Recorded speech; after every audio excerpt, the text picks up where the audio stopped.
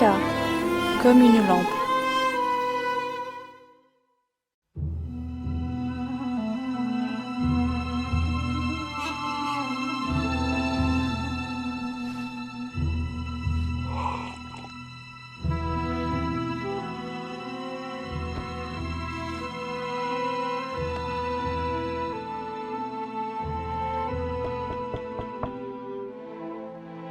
Mère, je dois aller voir qui est à la porte.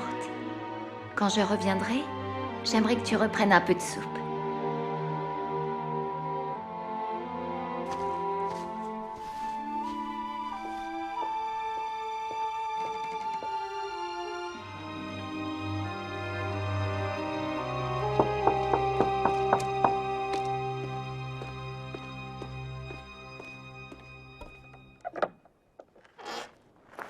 Yacoub? Oncle, entrez, je vous en prie.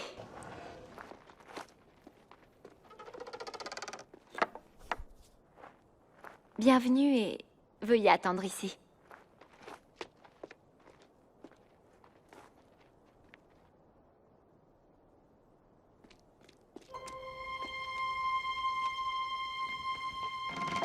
Mère, père, Yacoub et son père sont ici. Que dois-je faire avec eux? Bien.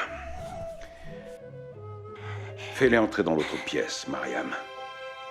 Et prépare-leur un repas. Je vous rejoins dans quelques instants.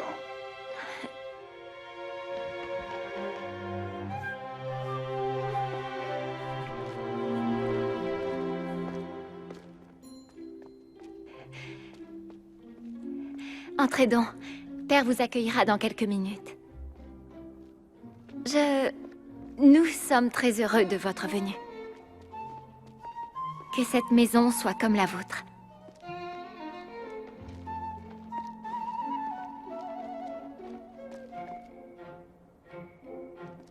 Nourri, apporte de l'eau pour nos invités. Vite! Bon, d'accord.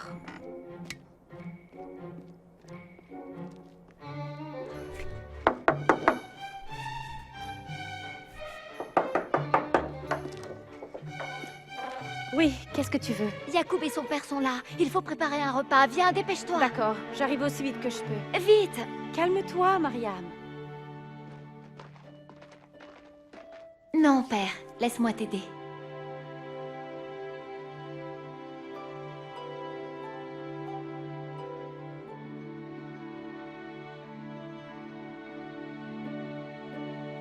Aide-le à le mettre.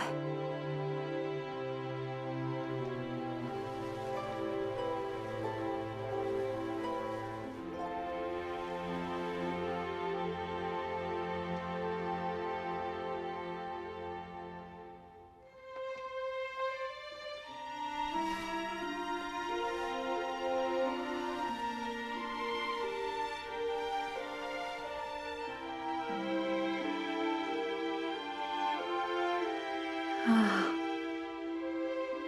c'est bien. Conduis-moi vers eux, Mariam.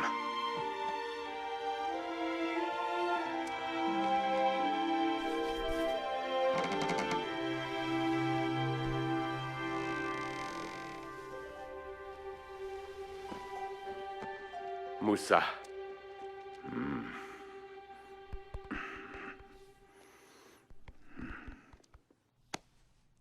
Bonjour, oncle Moussa. Yacoub. Je vous en prie, asseyez-vous.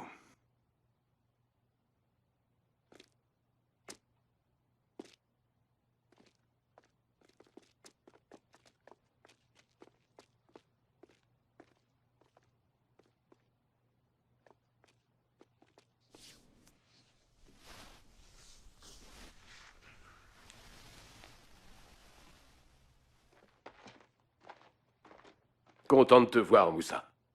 Je suis désolé du malheur qui te frappe. Je prie pour que Dieu te guérisse et te rende bien vite la santé. Que Dieu entende tes paroles. Oui. Comment puis-je t'aider aujourd'hui, cher voisin? Je suis venu pour... au sujet de mon fils Yacoub. C'est un bon jeune homme et je pense qu'il ferait un bon mari pour ta fille.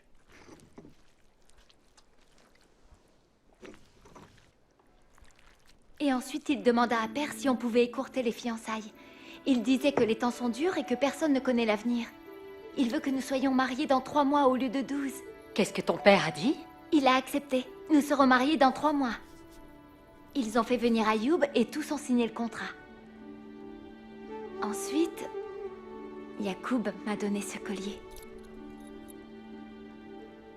As-tu déjà vu quelque chose d'aussi magnifique? Tu as raison. Il est très joli. Mais, Rivka, je ne sais pas comment mère et père vont faire sans moi. Je suis très heureuse par rapport à Yacoub, mais en fait... Yacoub et toi trouverez un moyen de les aider. Ensemble. Et Sarah et Ayoub sont là aussi. Mais Sarah est si malade. Elle sera guérie dans peu de temps. Une fois que son bébé sera né. Je sais, mais Ayoub et elle continuent de parler de se rapprocher de sa famille quand le bébé sera né. Si c'est le moment pour eux de partir, ils partiront. Dieu les guidera. Comme il guidera Yacoub et toi, quand vous parlerez et prierez ensemble. Et le suivrez. Mère nous a toujours dit que nous devions devenir des femmes soumises et que nous irions vivre dans la famille de nos maris. Mais si mère et père ont besoin de moi... La soumission est aussi un acte de foi, Mariam.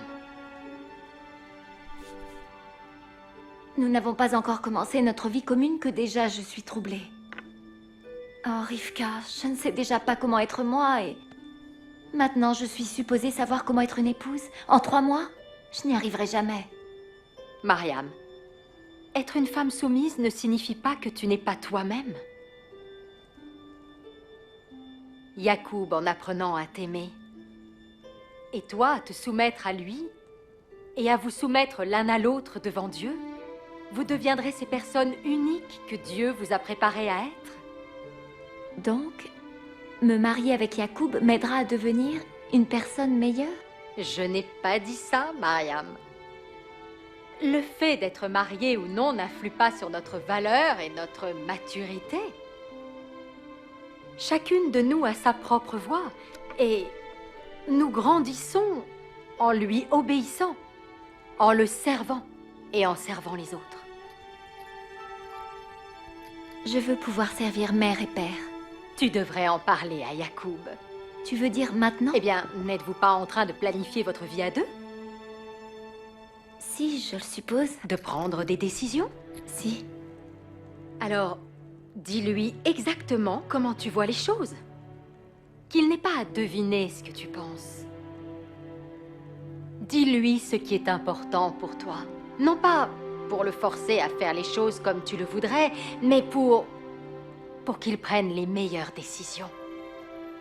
Ton avis lui est nécessaire. Mariam, regarde toutes ces lampes que nous avons nettoyées et remplies d'huile. Elles sont magnifiques. Tu en as tellement de différentes. J'aime les lampes. Mais vois-tu, elles servent toutes à la même chose. Et c'est À briller. tout à fait. Mais elles brillent toutes de façon différente. Celle-ci fait de très beaux jeux de lumière sur le mur. Celle-ci jette une forte lumière sur les registres de mon mari quand il travaille tard le soir. Et celle-ci est très vive. Celle-là donne une lumière plus douce. Toutes les lampes ont des choses en commun. Elles doivent toutes être nettoyées et remplies d'huile avant que leur flamme n'éclaire. Mais chacune d'elles peut avoir un éclat bien différent des autres. Jésus a dit que toi et moi sommes comme des lampes. Il nous a dit de faire briller notre flamme. Notre but est de briller de la lumière de Dieu dans le monde. Mais chacune de nous le fait de façon légèrement différente.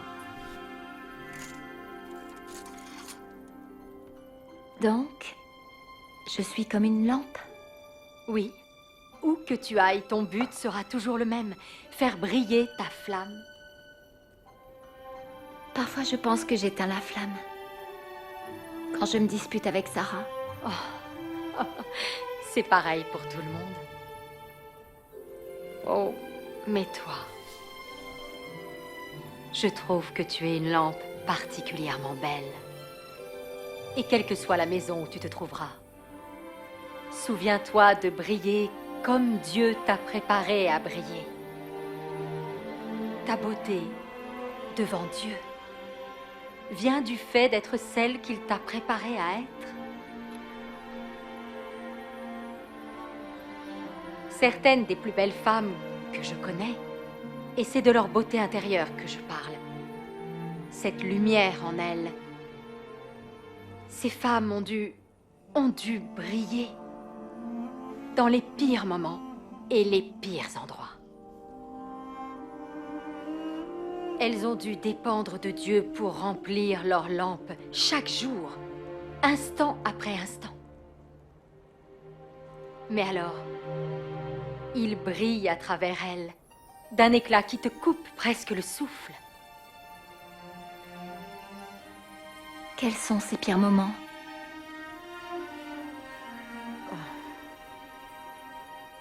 Perdre un mari ou perdre un enfant. La guerre, la famine. Il en existe tellement. Est-ce que cela t'effraie? Bien sûr que non. Si nous essayions d'imaginer toutes les choses difficiles qui peuvent arriver, ce serait très dur. Tu sembles toujours briller même quand c'est dur. Ce n'est pas ce que je crois. Je ne brille pas toujours comme je le devrais. Penses-tu parfois que ta vie serait plus facile si tu n'avais pas été mariée? Plus facile?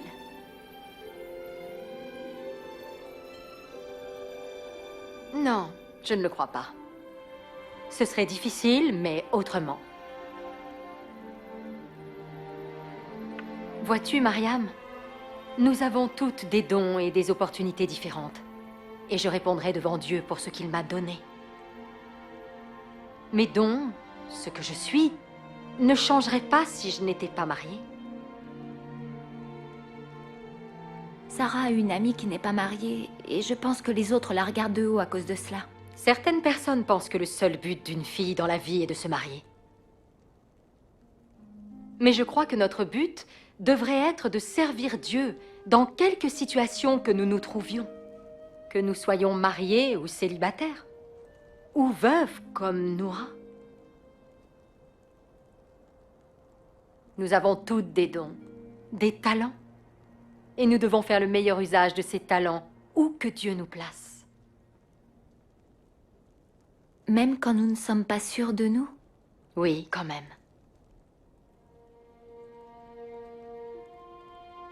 Jésus raconta une histoire à ce sujet. Un homme allait partir en voyage. Et il fit venir ses serviteurs, et il partagea ses biens entre eux. À l'un, il donna 5 sacs de pièces de monnaie, et à l'autre, 2 sacs. Ensuite, il donna au dernier 1 sac, chacun selon sa capacité.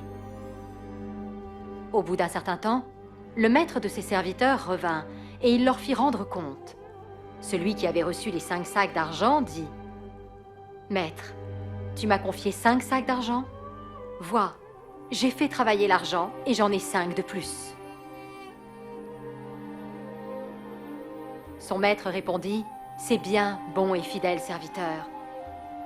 Tu as été fidèle en peu de choses. Je t'en confierai de bien plus grandes. Viens et partage la joie de ton maître. » Celui qui avait reçu les 2 sacs s'avança aussi. « Maître, dit-il, tu m'as confié 2 sacs d'argent. Vois, j'en ai gagné 2 autres. » Son maître répondit « C'est bien, bon et fidèle serviteur.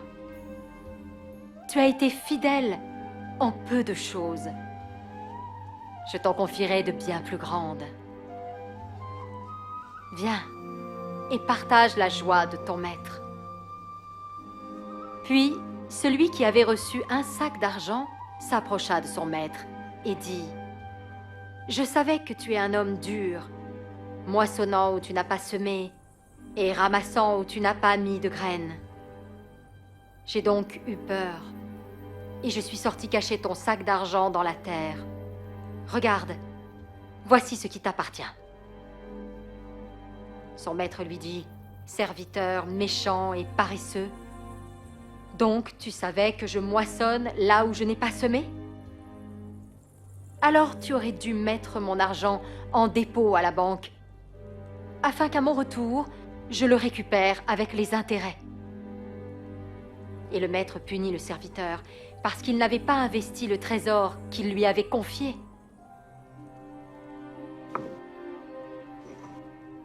Dieu nous a donné un trésor à chacune, Mariam. Que nous soyons mariés ou célibataires, avec des enfants ou sans enfants, riches ou pauvres. Il a mis en chacune de nous différents dons et talents. Nous devons valoriser ce que Dieu nous a donné et nous investir pleinement dans le monde et la vie, entourée de nos familles et amis. Quand nous l'aurons fait, nous serons à même de monter vers lui, le voir face à face, au dernier jour, et connaître pleinement la joie de son approbation. Et ce jour-là, nous brillerons vraiment. Il brillera à travers nous. Mariam, je veux te donner cette lampe. Considère-la comme mon cadeau de fiançailles. Et en la regardant, pense à tout ce que Dieu t'a confié. Et souviens-toi toujours que tu brilles de l'amour de Dieu partout où tu vas. Mais Rivka, elle est tellement belle. Je ne peux pas. Ma chérie, elle n'est pas assez belle. Tu es une enfant de Dieu. Tu es une princesse dans le royaume des cieux. Tu es une petite sœur du roi des rois et du Seigneur des seigneurs. Prends-la. Et souviens-toi toujours, quoi que tu fasses, où que tu ailles, que tu vis dans le Christ. Mais je ne peux pas. Oh, tu dois, j'insiste, et je ne te laisserai pas partir sans elle.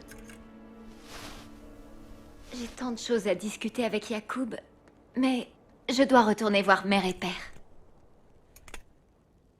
Tu ne peux pas partir sans ça.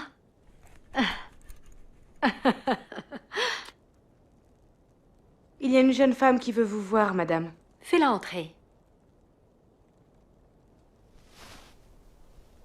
Dahlia!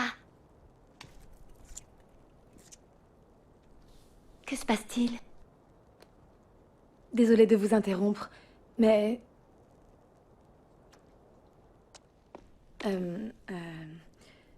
Ma mère est très malade. Et j'ai appris que vous avez reçu de Dieu le don de guérir. Voudriez-vous venir aider ma mère? Je n'ai aucune puissance moi-même. Mais Dieu, si. Je vais venir avec mes remèdes. Et je peux aussi prier pour elle. Je viens avec vous. C'est sur mon chemin. Allez-y, je vous rejoins.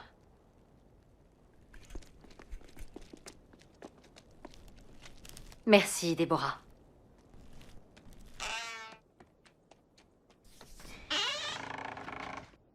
Mariam, c'est quoi ce collier? Je vais me marier avec Yacoub. Dans 3 mois. Oh, Mariam, c'est merveilleux! Tu en as de la chance. Je ne sais pas si je me marierai un jour. Oh, ne dis pas cela. Je suis plus âgée que toi, Mariam. Mais, Dahlia, une femme n'a pas besoin d'un mari pour être importante pour Dieu. Il nous aime tels que nous sommes.